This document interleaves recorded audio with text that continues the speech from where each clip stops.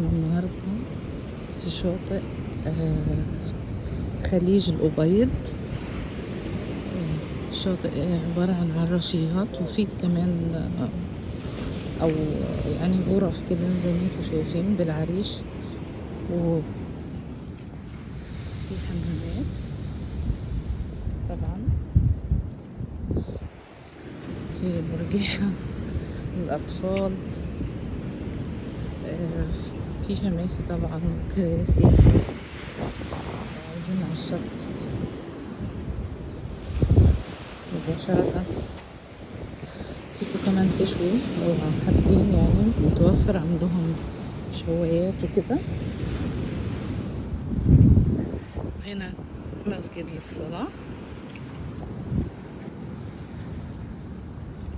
يعني زاوية كده على أساس إيه لو حد حابب يصلي. طبعا خليج الأبيض.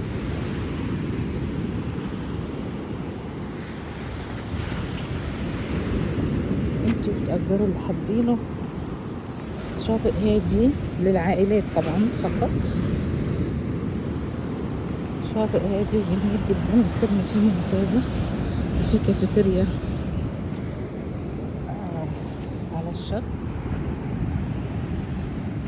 وفي كمان قاعدة عربية، هي قاعدة بدوية. وهي البوابة، هذه الكافيتيريا.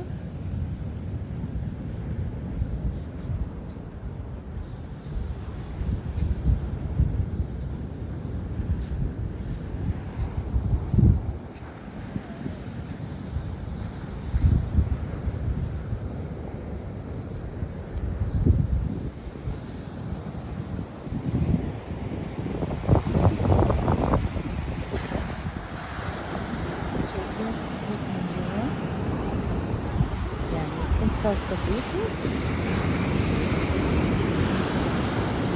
شايفين البحر وجماله. في كمان هنا الشاطئ اللي هناك، بس هذا كتير زحمة عند الصخرة هذه. انما الشاطئ هذا هادي، تاخدوا راحتكم واطفالكم قدامكم.